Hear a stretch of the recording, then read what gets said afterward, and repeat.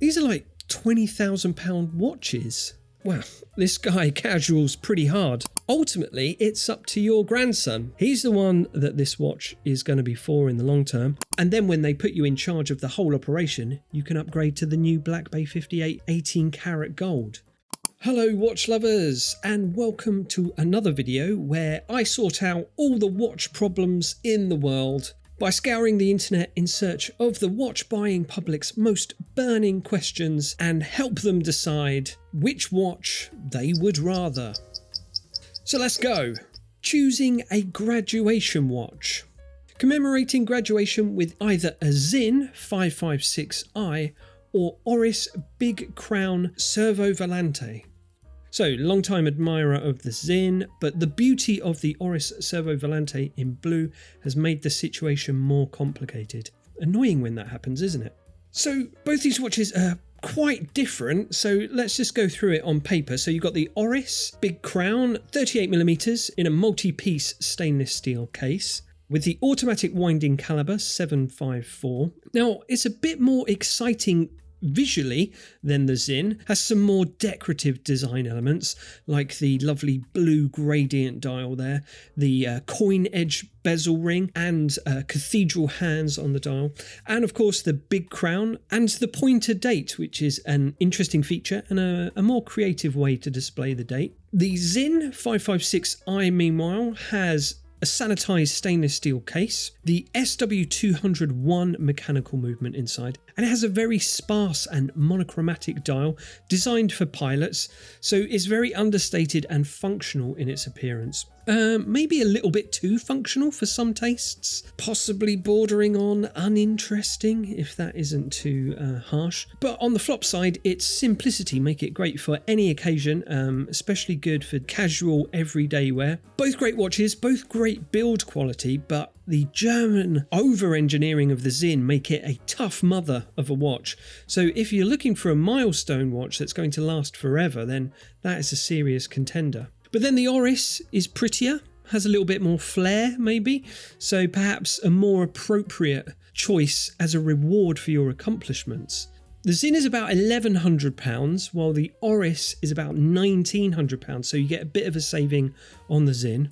But really, if you can, try them both on, because you'll find that the excellent build quality of the Sinn is much more apparent when you see it in real life. Also then, on the contrary, Oris watches are very, very comfortable, excellent proportions, feel really good on the wrist. So both these watches very different in what they offer, and it's a very, very tough choice. Okay, hope that helps. Actually, here's a thing that might sway you. The deciding factor could be how bothered you are about the change in orientation of the date numbers around the edge of the dial on the Oris, where the 9 is flipped upside down. At a glance, it reads 6786. Oi. So yeah, once you see that, you can't unsee that. Okay, so moving on. Now, here's another one from Reddit. Help me upgrade my collection. In time, I would like to get a Rolex and an Omega, but I'm in a conundrum about which watches to upgrade or keep in rotation. So, the most obvious and straightforward upgrade, if you want to do a like for like, would be BAM! Rolex Submariner, boof! Rolex Daytona, bash! Rolex GMT Batman, bada bing bada boom, done. But seriously though, that might not be viable in the short term, as there is quite a little bit of a step up in cost from Seikos to Rolexes. And they also mention the speed timer is the one that they wear the most, and they're leaning towards upgrading the Seiko 5 Sports Diver, as they feel that's lacking and they don't wear it as often. And then maybe getting a Rolex that's completely different to all three, as like a special dressier type watch. Yeah, that sounds like a plan. So yeah, keep the speed timer as your everyday. You wear it the most and it's cool and sporty, perfect for every day. Then upgrade the Black Diver to something like a Tudor Black Bay or maybe an Oris Aquis date. Feasible. And then eventually your milestone dressy Rolex. You could go for something like a champagne dial Oyster Perpetual, or perhaps a steel and gold Explorer. That would be freaking cool as all heck, my friend. Yeah. And then just keep the Seiko GMT for the lols. All right. Okay, here's another one from Watch Crunch. Which would you choose in the long run of these two Pateks? We've got the reference 5226G Calatrava or the Aquanaut. Two lovely Pateks. So the reference 5226G in white gold with that pure round case and the hobnail pattern around the side and that lovely textured smoky dial like asphalt or something luxurious like that. Then the 5167A Aquanaut with its rounded octagonal case. The Aquanaut would be a better everyday watch, I think. You know, it's got the increased water resistance and that waterproof rubber strap. But the 5226G, I feel, boasts more attention to detail. It feels more like a Patek Phillippe, I think. It feels a bit more traditional, you know. But at the same time, I think due to its overall warmth and general beiginess, what with the calfskin leather strap, it wouldn't look out of place in any setting. So it's also casual as well. So win.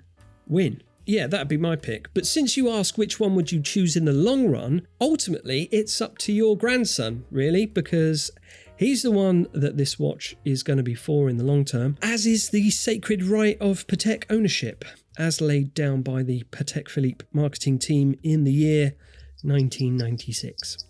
Getting married and need a dressier watch that will pair better with a black tux. It's between the Longines Master Collection and the Tudor 1926, and I'd like to stay under $3,000. Yeah, both great picks for your big day. Let's go through them then. So the Tudor 1926, 36mm steel case. It's got a white dial with an embossed decoration and gold hour markers and hands. Inside is the self-winding mechanical movement, the caliber T601, and it's waterproof to 100 meters, and that one costs £1,750. Meanwhile, the Longines, slightly more traditional aesthetic with printed Roman numerals and minute track, shaped silver hands. It has a similarly textured dial to the Tudor in black this time, and inside is the self-winding mechanical caliber L899, and you get the moon phase display. Comes in a 42mm steel case, and that one costs £2,500. Now that's £750 more than the Tudor, so immediately that's something to think about straight out of the bat for starters. But for me, there are a couple more things that the Tudor has got going for it that might sway you more towards that. So I prefer the white dial over the black of the Longines. I think that's possibly a bit more appropriate for a wedding, I would say. I like the smaller size of 36mm. Will slide under your wedding cuffs more easily than the 42mm of the Longines. And I think it goes casual more easily than the Longines too. So perfect for the disco afterwards, and will look great in a white t-shirt by the pool on the honeymoon. That said though, the moon phase of the Longines is quite romantic, because moons, when they hit you in the eye like a big piece of pie, that's amore. Eel. So yeah, the Tudor just pips it for me. But to throw a preciously elegant spanner in the works, have you considered a Cartier? If you do like that more classical style of the Longines, for slightly above your 3K budget, you could get a Ronde Must de Cartier watch. It's 36mm high autonomy quartz movement with those lovely Roman numerals and the signature blue spinel in the crown. It's elegant as all heck. Plus, wearing a Cartier on your wedding day is really cool. You'll be just like James Bond if he settled down and got married and stopped wearing Omega and wore Cartier instead. Anywho, hope that helps. Help me choose Air versus C. The Type XX versus the 50 Fathoms. They write, "Hi guys, I'm looking into getting a casual and fun watch as my next purchase. I've narrowed it down to these two, Breguet Type XX Civilian or Blancpain's new 42mm 50 Fathoms. Hang on, I'm looking into getting a casual and fun watch. These are like £20,000 watches. Wow, this guy casuals pretty hard. Good on you. So yeah, Breguet, arguably one of the most important watchmakers in history. He was the one who came up with Breguet hands, if you didn't know. And then you've got Blancpain, the oldest watch company ever around, with the 50 Fathoms actually being the first dive watch to feature all those design codes that we associate with modern dive watches today.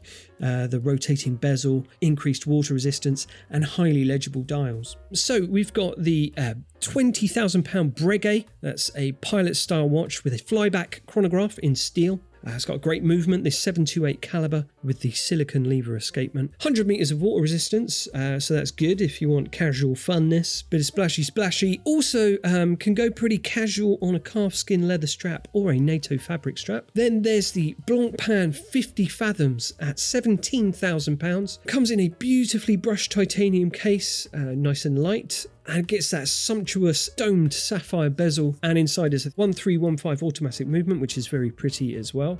Both amazing watches, both amazing brands, very top tier watchmaking here.